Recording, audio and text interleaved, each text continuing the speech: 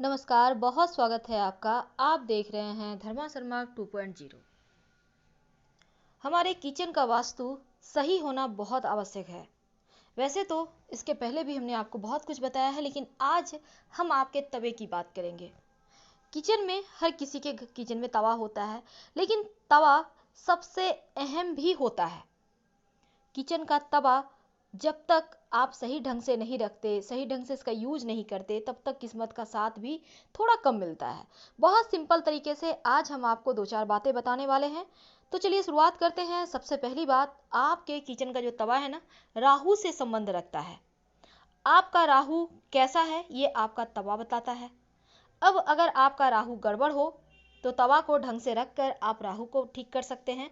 और यहाँ तक कि तवा अगर आप गलत तरीके से रखते हो तो राहु गड़बड़ हो जाता है। राहु जो जीवन में आकस्मिक घटनाओं के कारक है, जीवन में आकस्मिक रूप से जो चीजें आपके घटती है उसमें राहु का ही रोल होता है।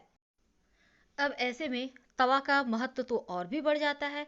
सबसे पहली बात तो कभी भी खाना बनाने के बाद तवे को चूल्हे पर यानी अवन पे मत रखिए। उसे जहां तक संभव हो आप हटा के रखिए। और जब भी खाना बना ले तो कढ़ाई और तवा को चूल्हे के दाहिने साइड रखें। बाएं साइड नकारात्मक ऊर्जा का वास होता है, इसलिए दाहिनी तरफ जहां सकारात्मक चीजें होती हैं उधर रखिए। और दूसरी बात, आप तवा को जूठन में कभी भी मत निकालिए।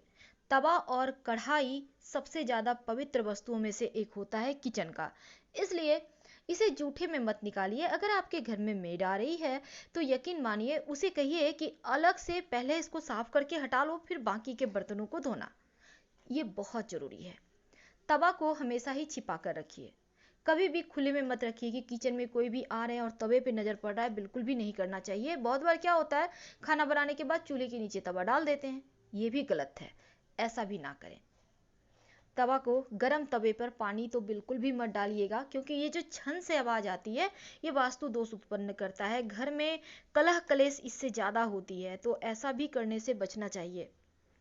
जब आप रोटियां बनाती है ना, तो सबसे पहली बात क्या होगी, जब आपने तवा को अवन पे रखा, चूल्हे पर चढ़ाया, अब उस पर एक चुटकी नमक डाल दें और फिर इस नमक को कपड़े से अच्छे से पोंछकर हटा दें नमक को, और फिर रोटियां बनाना शुरू करें। ऐसा करने से नकारात्मक ऊर्जाएं समाप्त हो जाती है और आपका जो खाना बना है वो आपको पुष्ट भी करेगा और संतुष्ट भी करेगा।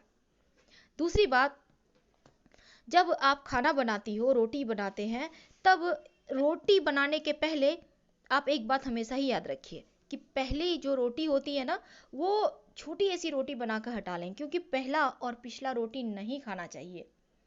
पिछला रोटी खाने से कहते हैं डिसीजन, जब भी कभी बड़ा डिसीजन तो हर कोई लेता है, रोज ही लेता है व्यक्ति, तो ऐसे में क्या होता है ना, पिछला रोटी खाने से आप सही समय पर सही डिसीजन नहीं ले पाते हो और इस कारण जीवन में परेशानियां भी आती है और बहुत सारे मौके आपके हाथों से निकल जाते हैं। तो पिछला रोटी खाने से पीछे बुद्धि होता है, ऐसा कहा जाता है। इसलिए छोटा सा ही सही पर रोटी बेल कर हटाकर रख दे तवे पर बनाकर। और जैसे बाद में आपने किसी चिड़िए को डाल दिया, किसी जानवर को दे दिया, चींटी वगैरह को दे दिया। जब भी तवा पे आप मान लेते, कभी कभी क्या होता है ना, सब्जी वगैरह गर्म कर लिए या आपने पराठा वगैरह बनाया तवे पर, अब तवा तो थोड़ा जल जाएगा। अब ऐसे में चाकू वगैरह से किसी नुकीली चीज से मत खरीचिएगा, ऐसा नहीं करना चाहिए। करेंगे क्या, इसको खर्चने की जगह आप इसको गर्म पानी में करके तवा को डाल दें। ठंडे होने के बाद वो धीरे धीरे वो ठीक हो जाएगा। जब फूल जाएगा तब उसको धीरे से करके सफाई करके हटा दें, क्योंकि तवे पर स्क्रैच भी नहीं आना चाहिए। बीच बीच में नमक और नींबू के सहारे रगड़ कर तवे को चमका कर रखिए, क्योंकि आपका तवा जितना चमकीला होगा आपका किस्मत भी उतना ही चमकेगा। ये बात 100% सत्य है। विश्वास ना हो तो कुछ दिन आप लगातार ऐसा करके देखें, आपको खुद विश्वास होने लगेगा अपने भाग्य पर कि ये सच है या गलत। तो जीवन में कई बार क्या होता है, जब तक हमें बहुत बड़ा ठोकर नहीं लगता हम सुधरने का नाम ही नहीं लेते। अब ऐसे में आपको ये समझना होगा आप कर क्या रहे हो, और ये क्या आपके जीवन में ये चीजें बहुत चूंकि मायने रखती है, तो ये सही है या गलत है।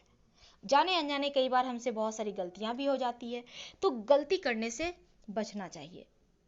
तवा के बारे में बहुत सारे नियम हैं। आज हम आपसे साझा कर रहे हैं।